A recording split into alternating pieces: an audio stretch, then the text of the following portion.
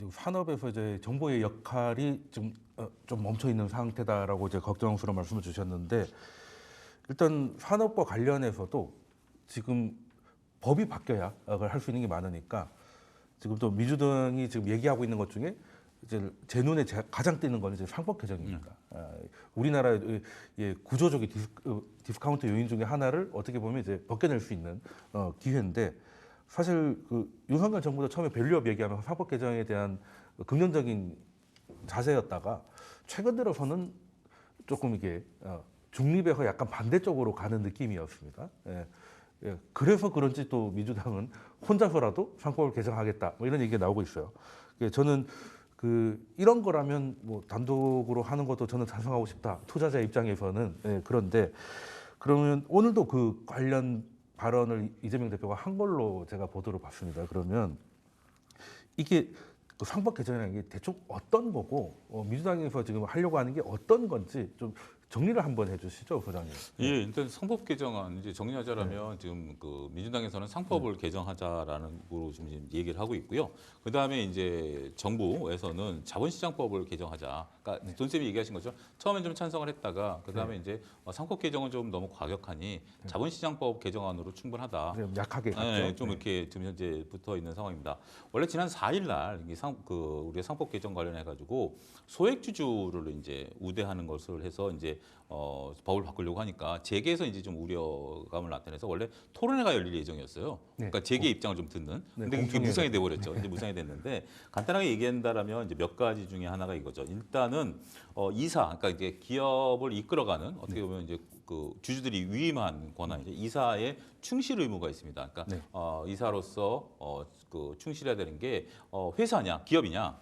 현재로서는 기업입니다. 근데 그렇죠. 기업인데 이것을 이제 주주들로 바꾼다라는 거죠. 기업이 주주 아니라 추가하는 거죠. 그러니까 대상을 기업이 아니라 주주로 바꾸는 거죠. 어차피 기업도 포괄적인 개념으로 하면 주주 밑에 기업이 있는 건데 개념을 좀 더 확대한다라는 겁니다. 개념을 확대하게 되면 이 주주는 대주주도 있고 소액주주도 있기 때문에 주주들, 그러니까 결국 그 자본시장이라는 게 그잖아요. 그 주주들의 돈으로 그 주식회사가 만들어진 거이기 그렇죠. 때문에 그 주체를 하는 거냐 아니면 돈을 낸 실질적인 주주를 하는 거냐라고 봤을 때 실질적인 이제 그 돈을 낸 사람들을 위주로 가자라는 거죠. 근데 기존에는 이제 기업을 하다 보니까 기업을 운용하는 사람들에게 어느 정도 이제 혜택이 좀 들어갔었던 부분들이 상당히 좀 불편하게 작용을 했었다라는 거죠.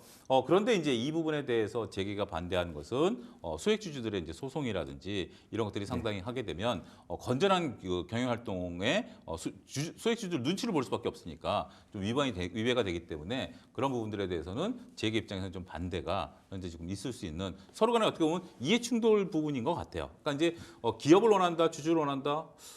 뭐 똑같은 거 아니야? 라고 하지만 회사를 운영하는 입장에서 보면 그래도 기업을 원하면 어떻게 보면 조금 지금 현재까지 지금 우리가 이런 문제가 이야기됐었던 이유 중에 하나가 대주주를 위해서 이루어지다 보니까 아니면 경영진을 위해서 이루어지다 보니까 이런 것들에 대한 개정안이 나타난 거고 원래 법이라는 게 그 상황이 만들어진 것에 대해서 이게 딱 기본적인 게 처음에 시작이 됐다가 운영하는 과정에서 문제점이 생기면 개정안들이 나오는 거 아니겠습니까? 그러니까 이 취지를 좀 벗어난 부분들이 지금 이제 많이 일어나다 보니까 결정타는 저는 동학개미운동부터 시작해서 이제 LG그룹의 물적 분할이라든지 다양한 어떤 그런 일들이 벌어지면서 저는 이렇게 그때 표현을 드렸어요. 내가 짬짜면을 시켰는데 갑자기 짜장면 한 그릇 딱 던져주고 짬뽕은 시켜 먹으라는 거 아니겠습니까? 그러면 우리는 그 중국집 나와야 되는데 이러지도 저러지도 못했던 그런 상황이 연출이 됐다라는 부분들이 있어서 지금은 이런 부분들인데 글쎄요 과연 이제 야당이 이걸 밀어붙일 것인지 라는 부분들. 근데 야당에서는 지금 뭐 반도체법이라든지 뭐 탄소 중립법 이것은 1월달에 처리한다고 하니까 이 부분은 한번 좀 지켜봐야 되지 않을까 싶습니다. 네. 우리 주식시장이 매력이 있는가라고 물어볼 때 아니야 매력 없어. 한국 시장 재미없어. 이게 소위 말하는 코리아 디스카운트입니다. 그렇죠. 재미없어. 나 거기 밸류를 쳐줄 이유가 없는. 그럼 코리아 디스카운트의 가장 큰 원흉, 주범은 뭘까라고 하면요. 사실 학계, 시민단체, 금융 관련한 여러 연구단체에서 늘 지적했던 게 바로 지배구조입니다. 그럼 도대체 지배구조는 또 계속 얘기하는데 꼬리를 무는 거죠. 한국 시장은 왜 디스카운트 돼 있어? 지배구조야. 지배구조에 뭐가 문제야라고 할 때 주주가 주주가 뭡니까? 내가 내 돈 내고 회사 지분을 산 주인입니다. 그렇죠. 주주가 주인 대접을 못 받는 게 문제예요. 그렇죠. 그게 문제입니다. 그럼 왜 그렇게 됐어라고 하면 회사를 운영하고 하는 이 운영진들이 주주 말을 듣지 않아도 되도록 법과 제도가 되어 있었어요. 네, 그렇죠. 그게 바로 상법 382조의 2가 핵심입니다. 네. 꼭 이렇게 돼 있어요. 이사는 회사를 위해 일하라 이렇게 돼 있어요. 쉽게 네, 말씀드리면. 그렇죠. 여기다가 두 글자 넣겠다는 거예요. 예, 주주를 추가하겠다. 회사와 주주, 그렇죠. 앤드 주주 이걸 네. 넣겠다는 거예요. 그게 미국식이지 않습니까? 그렇습니다. 네. 이제 이게 사실은 그래서 역으로 아까 제가 쭉 흘러온 것처럼 그럼 이게 개정이 되면 다시 역으로 올라가서 코리아 디스카운트가 풀리는 결정적인 첫 스텝이 놔지는 건가라고 시장은 주목하고 있는 거죠. 네, 일단 그렇습니다. 사실 미국 경영진들도 우리나라처럼 하고 싶었을 거예요. 사실은 너무 좋으니까. 뭐 사실 뭐 새로운 사업에서 성공하면 또 상장하고 하면 돈 엄청나게 버는 거니까 미국 사람들이라고 해서 착해서가 아니라 하면 이제 엄청난 소송에 시달리니까 못 하는 거잖아요. 그럼 방금 이제 우리도 그렇게 하자는 예. 거 아니겠습니까? 앵커님이 좋은 말씀 주셨는데 그러니까 이걸 하자 그러니까 네. 이것이야말로 코리아 디스카운트 해소의 첫걸음이라고 환영하는 분도 계시지만 일단 네. 반대하는 분도 계시잖아요. 근데 반대측 논리 중에 하나가 네.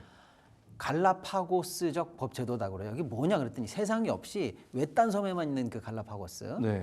거기에만 있는 걸 왜 우리가 하려고 그러냐라고 이제 반대쪽에서 얘기하는 사람이 있어요. 근데 이게 틀린 얘기입니다. 앵커님 말이 정확해요. 뭐냐면요. 선진국은 다 이렇게 하지 않습니까? 다 하고 있습니다. 미국 하고 있죠. 영국 하고 있죠. 네. 뭐 이게 안 하는 나라가 없어요. 그런데 이제 다른 나라는 법이 어떻게 돼 있냐면 그냥 회사와 주주를 위해서 일해라. 뭐 회사와 주주의 뭐 비례적익을 다 고려해라. 그래서 대동소이한 조문이 다 들어가 있습니다. 근데 이제 조문으로 법 조문으로 우리처럼 돼 있는 나라가 한두 개 있어요. 예를 들면 일본 같은 나라. 이사는 회사를 위해서 충실을 다해야 된다. 이렇게 돼 있는 나라가 있어요. 있는데 그 나라는 다 이 여기서 말하는 회사를 회사와 주주, 심지어 그 종업원, 심지어는 그 거래하고 있는 상대방까지 다 포함하는 개념으로 판례가 포괄적으로 본다는 보충을 거죠. 해주고 있기 네. 때문에 주주를 배제해도 된다는 해석은 우리나라밖에 없어요. 그런데 거꾸로 이 반대하는 분들은 이 논리를 곡해하고 있거나 해외 사례가 없다는 식으로 얘기하고 있죠. 그건 전혀 다른 틀린 해외 얘기예요. 사례 검색하면 바로 나올 것 같아요. 바로 그겁니다.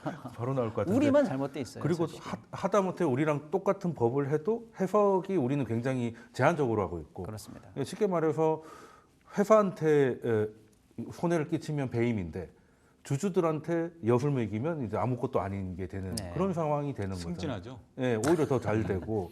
그래서 LG 에너지 솔루션 같은 일들이 우리나라에서 놀랍게 합법이었지 않습니까?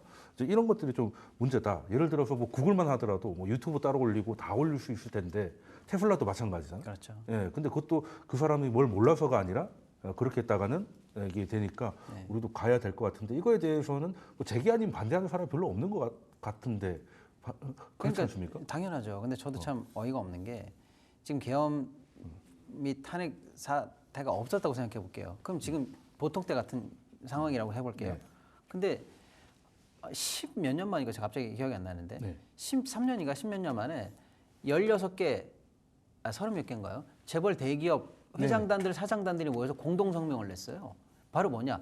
저 상법 382조의 네. 3 저거 개정하면 큰일 난다라고 뭐 불과 다 한 달 외국 전에 나갈 거다, 뭐 이런 재벌 얘기 많이 회장들이 했죠. 나와서 네. 공동 성명을 내. 저거 반대한다 이러고 성명을 냈어요. 예, 전 그걸 보고 해야 되겠다 생각. 바로 그겁니다. 그래서 저는 거꾸로 지금 내란 계엄 사태가 났지만 이거 없으면 우리 평시인데 그 발표문을 보고 이 사람들이 IMF, 글로벌 외환 위기, 코로나 위기 이런 국가적 변란이나 진짜 그 미중유의 어떤 재난 때 말고는 이 사람들이 모인 적이 있냐 이거예요. 없죠. 없는데 모였다는 건 그만큼 저게 중요했다.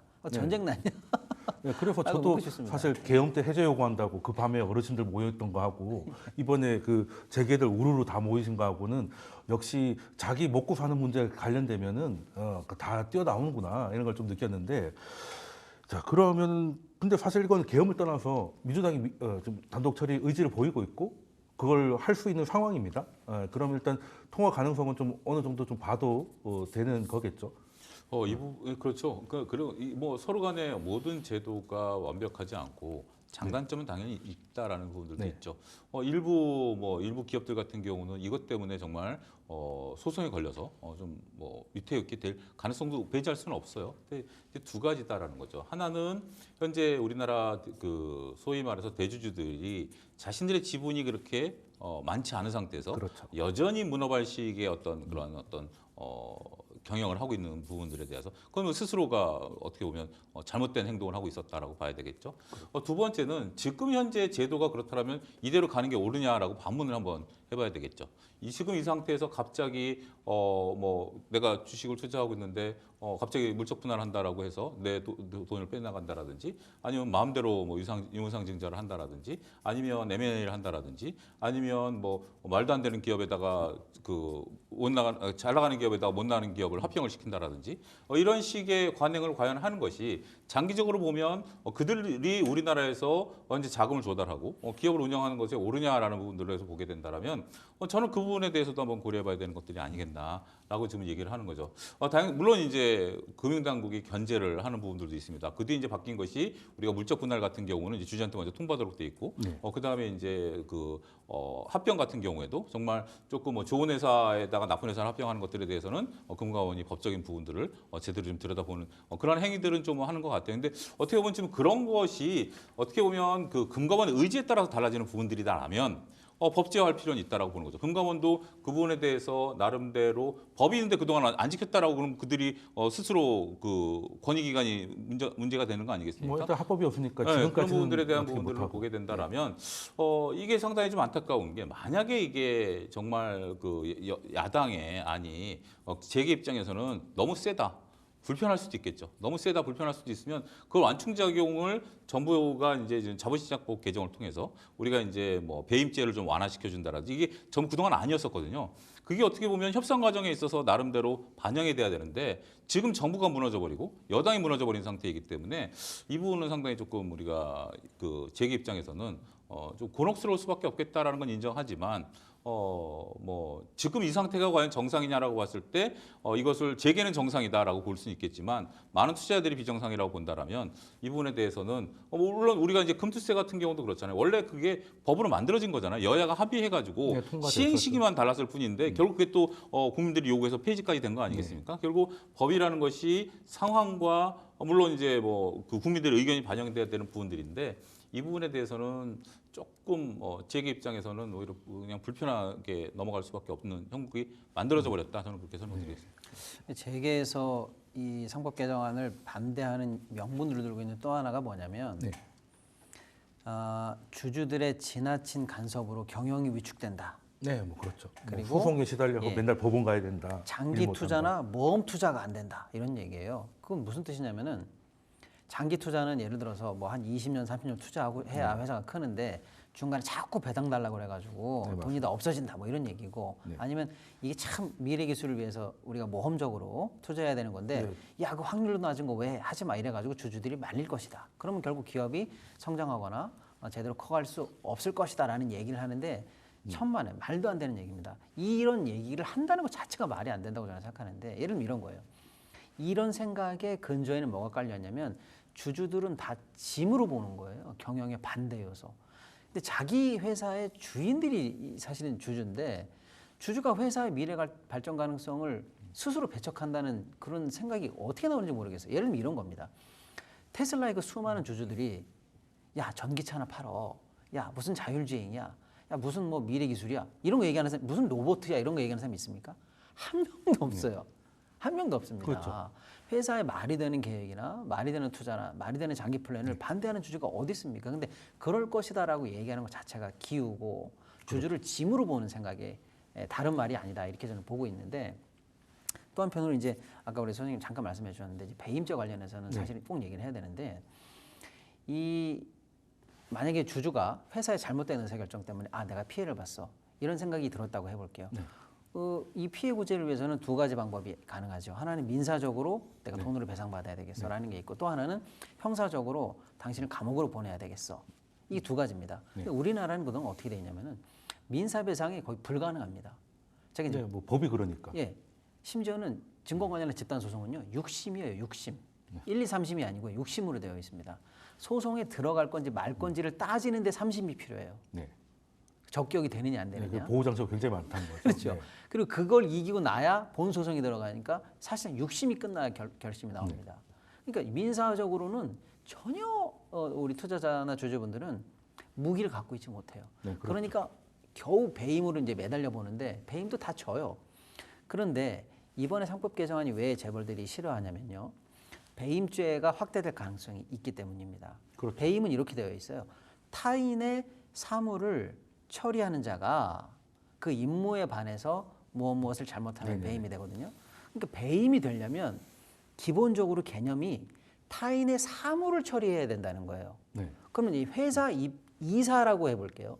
회사 입장에서 당신 배임이야라고 이제 우리가 소송을 할 때 내가 왜 배임입니까라고 할 때 당신은 말이야 이러이러한 사물을 처리하는 자인데 그걸 잘못했어라고 할 때 내 사무는 어떻게 정합니까라고 되물어봤을 때 당신의 사무는 바로 저 상법 규정에 정해져 있어 이렇게 되는 그렇죠. 거죠. 근데 그 상법 규정에 회사를 위해서만 일하면 되는 사무를 갖고 있습니다. 나는. 네. 그러니까 내가 당신을 돌보지 않아도 돼요라고 해서 그동안은 그렇죠. 충실할 의무가 없는 빠져나갔어요. 거죠. 네. 근데 만약에 저 상법 개정안이 확정이 되면 이사의 기본적인 사무에 회사를 위해서도 일을 해야 되고 그렇죠. 주주를 위해서도 일을 해야 되는 것처럼 이게 바뀐단 말이에요. 네. 그러니까 이사의 사무 처리 범위가 넓어져요. 그렇죠. 그러면 이 넓어진 개념이 배임에도 적용이 되기 때문에 이제 배임 리스크가 올라갑니다. 그러니까 재벌 오너들이 싫어하는 거는 이거예요. 이제 감옥 가게 생겼네. 이걸 싫어하는 거예요. 네, 뭐 일단 위험한 요게 거죠. 핵심인데 요 얘기를 하기 싫으니까 아까 얘기한 것처럼 경영이 위축된다 이런 궤변을 늘어놓는다라고 저는 생각하고 있습니다. 그러니까 지금 뭐 현상 유지하고 싶다는 거잖아요. 제게 감옥 가기 싫다는 얘기. 그리고 예전 같이 했다가는 이제 사법 리스크가 굉장히 높아지고 그렇습니다. 그리고 말씀하신 대로 그쪽에 반대해서 얘기하는 거는 이건희 회장이 처음에 반도체 했을 때 돈 못 벌었을 때 그렇게 안 가져갔으면 지금 삼성전자가 있었겠지 이런 분들도 계신데 물론 그 말도 어느 정도는 이해는 됩니다만은 그래도 그거는 이제 IR을 통해서 우리가 왜 지금 당장은 돈을 벌 수 없지만 10년 혹은 20년을 타임라인을 가지고 이 신기술에 투자를 해야 되는지에 대한 주주들의 설명이 있다면 뭐 테슬라 주주들은 테슬람이라고 그러잖아 오히려 더 하라고 난리가 네네. 나고 있으니까 그건 이제 어떻게 보면 비전 제시와 소통으로서 어느 해결할 부분이 그렇죠. 있을 것 같고요. 그리고 이제 말씀하신 거는 이제 그것 때문에 우리나라 경영권 프리미엄이 있지 않습니까? 이게 말이 안 돼. 오너의 한 주하고 개인의 한 주가 같은 가격으로 시장에서 거래되지 않는다는 것 자체가 그렇습니다. 사실은 시장조차도 오너들의 주식에 대해서 좀 프리미엄을 얹어주고 있다는 건데 그리고 최근에 가장 핫했던 게 고려 아이알 아니겠습니까? 이제 그런 것만 봐도 사실 그런 매기 효과만 있어도 고려안이 이렇게 될 줄 누가 알았겠습니까? 그렇게 무거운 주식이 시총 10위 안에 들어올 거라고 누가 생각을 했겠어요. 이제 그러면 저는 투자자로서 굉장히 좀 기대를 좀 하고 있는데 그러니까 조금만 더 네. 보충 설명드리면 방금 제가 말씀드린 거는 경영권이 위축된다라는 건 이런 거겠죠. 예를 네. 들어서 회사만 생각해도 됐었는데 네. 이제는 회사와 주주를 동시에 네가 생각을 해라라고 법이 요구한다면 그거 언제 다 고려해야 됩니까? 또 이거 잘못하면 소송당하고 나 바빠요 이런 얘기 하잖아요. 바로 그 골치 아픈 일을 모든 선진국에 있는 기업들은 한다는 거예요. 그게 이사의 일이잖아요. 바로 원래. 그겁니다. 그 지금까지 쉽게 간 거죠. 예, 그 골치 아픈 일 하기 싫어요가 아니라 이제 그런 일을 해야 된다라고 하는 거죠. 그것은 경영 위축이 아니라 원래부터 고려했어야 돼야 되는 다양한 주주들의 이익을 이제 너는 정식으로 너의 일로서 고려하면서 더 촘촘하게, 더 끈질기게, 더 세밀하게 경영을 하라 이런 뜻이니까. 이제 글로벌 스탠다드에 그렇습니다. 맞춰서 가야 된다는 거고 우리가 이제 산업화 처음 할 때는 돈이 없으니까 소위 말해 주주들 돈 좀 쉽게 땡겨가지고 이제 사업도 이렇게 하라 뭐 이런 게 있었는데 지금 우리나라 기업들이 그 정도 수준은 아니잖아요. 이제 전 세계를 상대로 대기업을 넘어서 글로벌 플레이어가 된 곳인데 그럼 글로벌 스탠다드에 맞추는 게 이제 해외 투자자 입장에서도 너희들이 옛날에 뭐 언제까지 5, 60년대 얘기할 거냐. 이제 거기 맞춰서 간다고 하면 배당 노리는 해외 연기금 같은 데 들어온다면 이제 굉장히 좀 좋은 거 아닐까 이런 생각을 좀 하고 있고 그 부분인 것 같아요. 그러니까 이제 우리 과거 얘기를 너무 집착할 필요는 없죠. 우리가 진짜 저도 엊그제 이제 아내랑 앉아가지고 정말 저희는 진짜 1년에 짜장면 한 그릇 먹으면 행복했었던 어린 시절을 보내다가 급격한 지금 이제 산업화 이후에 정말 이렇게 다 겪었지 않습니까? 근데 지금 와가지고 우리 아이한테 야 너는 짜장면 먹는 거를 고맙게 여겨라고 얘기한다는 건 말 자체가 안 되는 거죠. 무슨 말인지 모르죠. 무슨 말인지 모르는 거죠. 뭐 그래요? 그러면 아빠는 전 쟁반 짜장 먹을게. 뭐 이런 식으로 얘기가 나오는 거니까. 그럼 딴거 먹으면 되는 거 아니야? 뭐 이런 건데. 그러니까 지금 이제 우리 이제 그 재계도 물론 이제 불편하긴 하겠죠. 그러니까 보통 우리가 안 하던 거 하라 그러면 돈쌤도 갑자기 다이어트 하라 그러면 불편하시잖아요. 뭐 다이어트는 이제 늘 하고 있는데 늘 실패하고 있어가지고 그러니까 100번 그런 하고 것처럼 100번 실패하고 그런 있어가지고. 부분들이긴 한데 근데 지금 이제 그러니까 이게 이제 불거졌던 게 과거에는 이러한 부분들이 있었다 이게 없었나요? 당연히 있었죠. 당연히 있었음에도 불구하고 이게 법 개정까지 가지 못했던 이유는 저는 두 가지라고 봐요. 정치권의 무관심. 두 번째는 이게 이제 어떤 그들이 외침이 그냥 그들의 외침으로 끝났는데 이제는 SNS의 발달이라든지 이런 그다음에 많은 투자들이 생기다 보니까 이런 어떤 여론이 형성되는 어떤 계기가 됐기 때문에 어떻게 보면 이 진통을 겪어내면서 물론 이제 피해자도 분명 전 나올 거라고 봐요. 나올 거는 보지만 그게 이제 사회 대의를 위해서 발전해가는 그것이 더 클 수밖에 없다. 그리고 우리가 지금 현재 가장 요구하는 게 많은 우리 주주들이 원하는 게 MSCI 선진국 지수 가는 게 원하는 거잖아요. 네. MSCI 선진국 지수로 들어가야 되잖아요. 거기 들어가기 위해서 정부도 지금 현재 외환 거래 시간 좀 늘려주고 여러 가지 지금 이제 막 노력하고 있잖아요. 공매도도 재개해야 막 되고. 여러 가지 네. 지금 하고 있는데 공매도도 내년에 재개한다 그러고 막 여러 가지 노력하고 있는데 이 중에서 지금 현재 우리가 지금 현재 여러분들 오늘 주시장을 보면서 뭘 느꼈습니까? 외국인들이 왜 안 들어오지?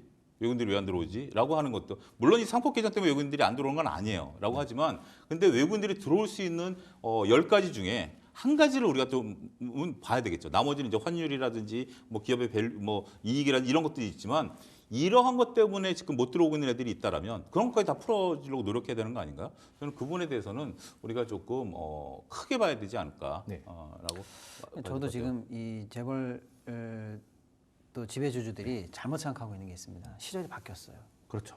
뭐냐? 바뀌었죠. 지금 동학개미 우리 주주분들이요. 이제 그냥 내 집 드나들듯이 그냥 외국장 투자할 수가 있는 세상입니다. 네. 그리고 지금 예전처럼 그냥 해도 다 넘어가고 그런 거 없잖아요. 그렇죠. 그래 지금 예전에는 잘 몰랐을 텐데 지금 거래 대금이 월에 90조, 100조예요. 미국장에 투자하는 어마어마한 분들 사실 미국장에 투자해요. 근데 이제 뭐냐면요. 미국장에 투자해 보신 분들이 이제 깨닫는 거예요. 뭐냐? 아, 되게 어려울 줄 알았는데 생각보다 쉽네. 그다음에 뭐냐면 막상 내가 주주가 돼 보니까 여기는 주주 대접을 해주는 거예요. 내가 원래 이렇게 대접받을 수 있는 사람이었는데 이 시장에서는 나를 왜 노비 취급하는 거야라고 해서 이제 대접받고 투자할 수 있는 시장이 바로 옆에 있어요. 네. 그러니까 이제는 우리 시장이 이걸 해내지 않으면요 시장 자체가 외면받습니다. 그 말씀하신 대로 이제 금투세도 비슷한 것 같습니다. 처음에 통과됐을 때는 그 활성 계좌가 한 400만 정도였어가지고 통과됐을 때는 통과됐는지도 모르는 사람도 대부분이었어요. 네. 근데 이제 막상 시행하려고 보니까 뭐 1,200, 1,400으로 늘어나니까 네. 그래서 이번에 처음 하려고 하는 거라고 생각하는 분들도 계셨어요. 통과됐을 때는 몰랐었으니까. 네. 그 정도로 좀 페어하는 시장에 대한 욕구가 커졌으니까 뭐 금투세는 다행히 폐지가 됐습니다만 그러면 재계가 좀 쉽게 해왔잖아요, 솔직히. 이제 그런 것들도 내려놓고 이제 정정당당하게 뛰면은 우리뿐만이 아니라 해외에서도 좀 배당도 매력적이고 신상업도 이렇게 가면 괜찮지 않을까 생각을 하는데 그러면 두 분께서 마지막으로 짧게 질문 좀 드리면 상법 개정이 이제 밸류업을 얘기한 건 현 정부지만 어쨌든 야당이라 하더라도 상법 개정으로 이제 밸류업을 이룰 수 있다고 보시는 건가요? 예, 저는 충분히 가능성이 있다라고 보여집니다. 그러니까 지금 상태가로 해서 아무런 문제가 없었다라면 지금 상법 개정의 어떤 뭐 여파라든지 이런 것들 길게 얘기할 필요는 없겠죠. 근데 네. 지금 저도 주주로서 그리고 이제 주식에 몸을 담고 있는 사람으로서 상당히 제 재산적인 손실도 입었고 많은 게 불편했기 때문에 만약에 이게 해소된다라면 조금이라도 해소된다라면 저는 주식에 좀 더 많은 금액을 투자할 생각이 있고요. 그렇게 된다면 이것이 결국 주식시장을 밸류업 시킬 수 있는 기회가 된다. 저는 그렇게 생각합니다. 네, 평론가님. 네, 코리아 주식시장의 밸류업에 상법 개정안은 저는 필수다 이렇게 말씀드리고요. 네.